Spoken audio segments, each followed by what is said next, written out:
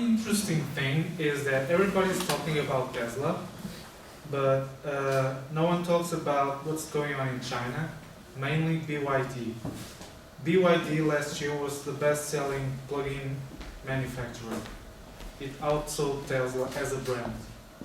And I think that there will be two big disruptive brands in the future. One is Tesla, which is going for the premium part of the sector, Mercedes, BMW, Porsche, etc. But below that upper level, BYD, once it gets out of China, once it has production capacity to export, it could be also a disruptive force in the lower end of the market. They say that they want to double production every year, and last year they made 60,000. So in 5 years, we are talking about 1 million. My take on plug-in hybrids is in 10-15 years we will laugh about them because they just make things more complicated, building two cars into one, combining the virtues of an electric car with an ICE engine and basically building two cars in one with all the consequences on complication, on cost and on service and these kind of things. Having been bailed out once, the will to bail them out twice is unlikely to be there. So the political influence in America, anyway, of the large car makers, I suspect is damaged. But not in Germany. I think there's probably going to be the political will here to transform the German car industry. I think that automakers, they have the competence to make electric vehicles, and they have even more competence that they are afraid to lose, and people working with engine development, etc., may lose their jobs because of electric vehicles. But regarding plug-in hybrids, I like to take a consumer perspective from it. Like, if you're an owner of a plug-in hybrid, I believe the next car you will buy is probably electric. Because you will drive the plug-in hybrid and it will annoy you every time the combustion engine kicks in. Because you have been driving 25 kilometers and bloody hell, my battery is out again, and now it takes gasoline to go forward. So, Julian, my question was, how do you see the other automakers actually trying to respond or responding to the Model 3 and Tesla's growing dominance in the markets that it attacks? Yeah. The special nature of Tesla is that it doesn't have any, none of its overheads are covered by selling vehicles with engines.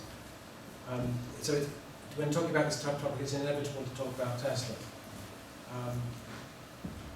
Until such a time as somebody else either gets free of the need to sell engines in order to stay in business, or that they start another company that never had that encumbrance in the first place. So that, for example, the dealership business model is a complete halt to the possibility of competing with an electric vehicle. Especially when the prices of the vehicles start to encroach on the prices required to be charged for a new internal combustion engine vehicle at the same or usage. So how will the automakers respond? They'll respond with obstruction.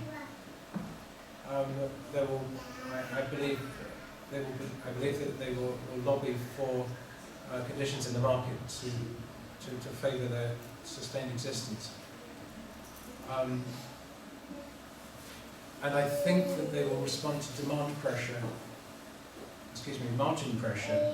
from electric vehicles entering the market in large quantities. I think they'll respond to that with concealing the loss of value, in fact concealing the risk, by moving to a leasing model, which is already happening. There's a terrific movie out there that I saw quite recently. It's called The Big Short. Has anyone seen that? Yeah. Which explained how some companies saw the early indicators of the mortgage collapse. And that's already visible in the internal combustion engine industry already.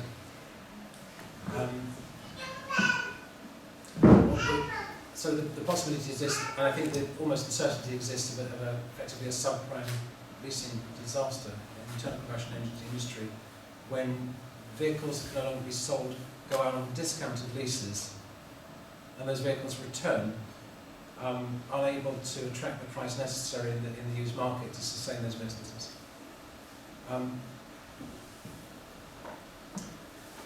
Did you have a question? Well, I think we already saw similar with RWE and Eon, where they basically were forced eventually to spin off renewables arms because it just didn't work for them to have these two competing industries working within themselves together. And I think that's what I'm expecting to see. I'm surprised we haven't seen anyone do this yet. I think BMW might be one of the first to do it. We'll see. Yeah. With regards to BMW and Ford, I'm a little bit surprised that the families behind those businesses haven't sought to spin off an electric vehicle startup. And I think the Quant family may well have actually set up a battery factory for BMW. But the point that occurs to me just now, the auto industry view of how this should go was very well explained by Carlos Ghosn. I don't know if it's Goshen or Go. Yeah. He explained it beautifully. What he's with the Nissan Leaf program, what he expects to be is in prime position for the global auto industry rules to change. He's expecting regulators to lower the bar on emissions to the point where all of his competitors have to make EVs as well. And in that case, this is the plan to avoid the innovator's dilemma by effectively giving the innovator's dilemma to everybody at once. So basically it's a game of musical chairs where everyone gets to keep their chair at the end. Now, I don't believe his strategy is correct. Because what it's predicated upon is the whole auto industry at once facing restructuring costs simultaneously while they all stay in business. And it completely ignores the possibility of startups, like Apple, for example, in the EV space, with hundreds of billions of dollars at their disposal, plus the possibility of accessing market capital as well, entering their market and taking shares away effectively from that game of musical chairs. So I'll pass this on to them too then. So I mean that's the question I was sort of looking forward to. Well, I saw in a recent auto show, Carlos Ghosn was responding to a comment by the head of Fiat Chrysler, Sergio Marchionne, who basically said he did not want electric cars because it ate into their competitive advantage and their business model. It was a threat to them. He just directly said it. And Carlos Ghosn made the case that he was waiting for this, global sort of regulatory change. But that change, if the world works out the way Carlos Ghosn thinks it will, the prices of vehicles will go up because those vehicles will be electric vehicles. The consumer will end up paying for the excessive restructuring costs of the internal combustion engine industry if Carlos' plan comes to pass. But they're coming from the mindset where there is a lock on the customer market. So you basically right now, except for Tesla, unless you want to pay a lot more for an EV, you have to just simply choose between the ICE vehicles on offer. That's just the way it is. And so there's Apple, Google, there's other startups. In 5 to 10 years, do you think that, I was going to pick on GM, but I guess we're in Germany, let's pick on Mercedes and BMW and Volkswagen. Do you see these companies as still being sort of in the position they're in, or do you see them as suffering greatly at the hands of Tesla, Apple, Google, etc.? Do you see them quickly transforming? You think they're doing stuff behind the scenes to quickly transform and get competitive vehicles on the road as well, and just struggle with their margins? Let me tell you a small story. When I was in college, there was a discipline where in the exam there was a question, what do you prefer, to be in a big company or in a small company? And I said, it depends. And I called it the dinosaur theory. When the environment is stable. It's better to be in a big company because you can get far. But when you're in a changing environment, it's better to have a small company which can change fast and adapt fast instead of being on a big company, because that might lead to extinction like dinosaurs had. So, in the case of these three German companies, what happens is BMW had the foresight of creating the BMW i brand, which can be like a halo for the rest of the BMW brand and create competitiveness on that. Regarding Volkswagen and Mercedes, they are too big to change fast. So they will change eventually with time, but I don't know if that will be enough to fight Tesla and the other startups. And let's note, you have some experience working in the auto industry. Yes. Yeah, from my experience there, it's the large automotive manufacturer have obviously a strategy to protect existing assets first. Then they have started to build small startups within their company. Like the most advanced of them is, as José mentioned, BMW has committed themselves to the i brand. We haven't seen there much yet. We have the i3, we have the i8, which is a plug-in hybrid and a high-end vehicle, which is very popular. There's more to come, which is more usable in more popular categories. Those vehicles will all be expensive. They will be oddly designed, and they will consciously be different from the rest of the BMW range. What we know from Volkswagen is that one or two of their brands appear to be very committed to electrification. The Audi boss recently said Tesla has done everything right. This is the first time that I've heard any automotive CEO saying these kind of things. And obviously Volkswagen is under a lot of pressure now because of the emission scandal, which is maybe not felt so much. Yeah, it's felt a lot in Germany too. I mean, we have this scandal that it's costing the employment. It costs them a lot of money, and they are very loud at the moment in their commitments to electrification of powertrains. The most advanced are Audi and Porsche. As I said, we have products in the pipeline which are often described as Tesla killers. Will they ever be is going to be the question, but Audi is planning this Q6 model, which is a direct competitor to the Tesla Model X, for instance, purely electric, 500 kilometer range, super fast charging, developed by Audi, But with no charging network. No charging network. So I don't know how they're going to pull this off. They would have to replicate the Tesla concept and building a charging system of their own, because basically the technology today doesn't exist, neither the grid power. Next is Porsche, showing this very interesting four-door concept on the last motor shows in Detroit and Geneva. They seem to be committed to it, and the project is pretty concrete. So they might come with something. Even those, they will obviously be kind of trapped by their transitions. Mercedes-Benz is less committed to battery electric vehicles. They're into fuel cells, and this is something completely different. I don't want to open Pandora's box here. Let's just say anyone in this industry who's looked at it deeply knows that fuel cells are sort of a joke in the industry, at least in the coming decades. We're a little Pandora box moment. You opened this. No, let me just retract that statement. Let me just conclude.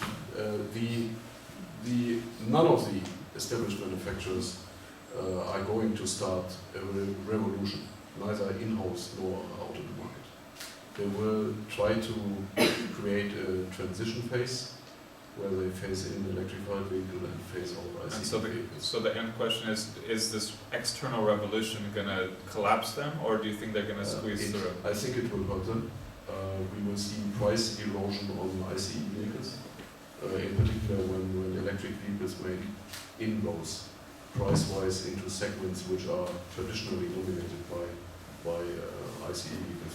We are going to see price erosion, and the conversion to electrified powertrains and vehicles is going to become a business necessity for them. Okay. And this is It will this is also when become an expense.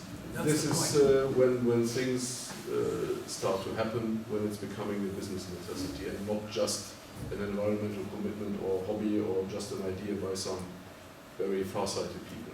If it's becoming a business necessity, suddenly things will happen.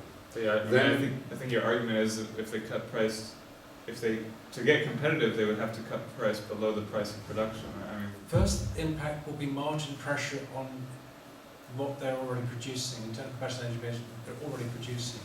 So the profit levels of the companies will go down. They don't have much profit. One of the better mass producing companies is Ford at about 10% total net profit. And they have exceptionally foolishly invested another $9+ billion in additional capacity. Which might have gone to restructuring.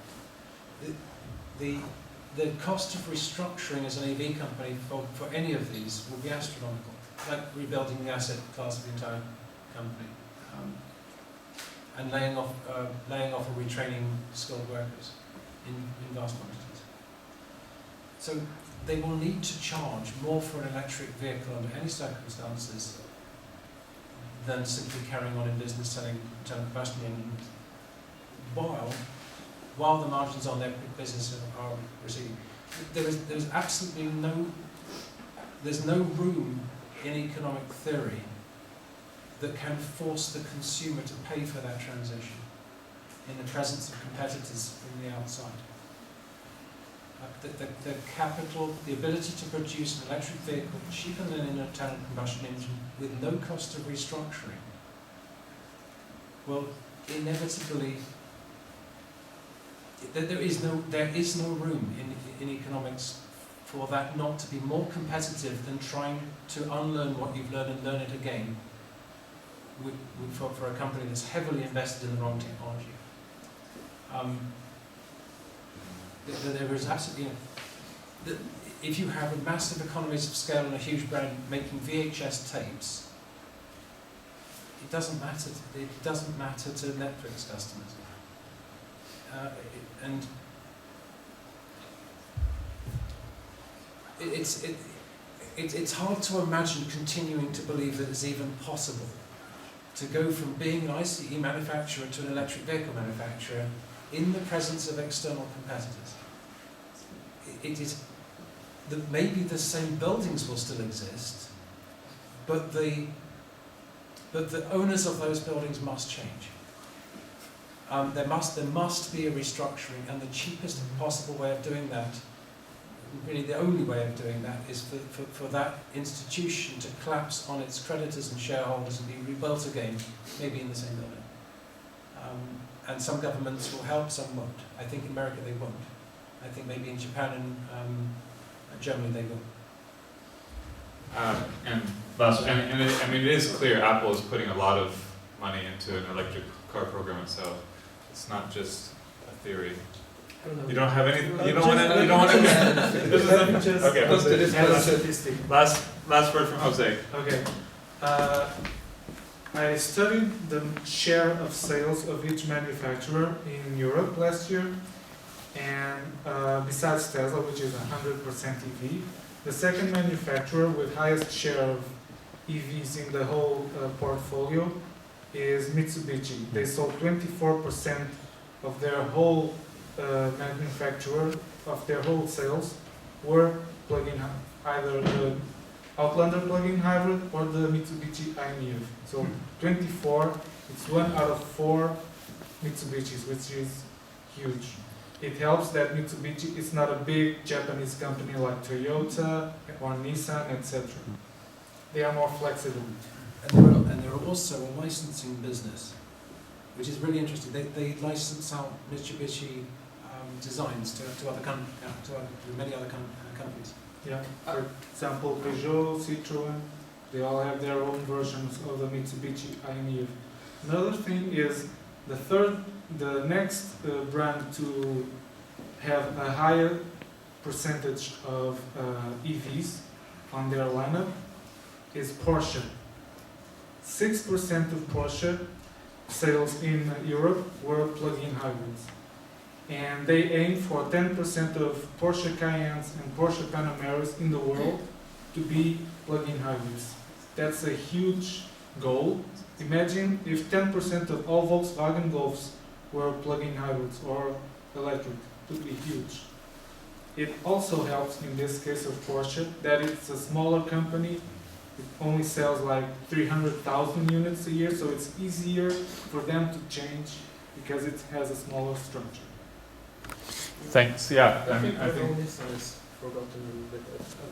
I think the percentage share is Porsche. It's Mitsubishi and Porsche. Because Nissan sells a lot of other vehicles. But I want to make the comment that Renault Nissan is a traditional car manufacturer that are very committed and very ahead when it comes to electric vehicles. And for example, the Nissan Leaf was the best-selling plug-in car for 3 years, and 2015 was also a great year. So I think they have some sort of strategies in these companies to react to a market change if it's going electric.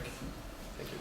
yeah, I mean, coming back to for me, covering these industries for several years closely, I see the EV industry sort of where the solar industry was 5-6 years ago.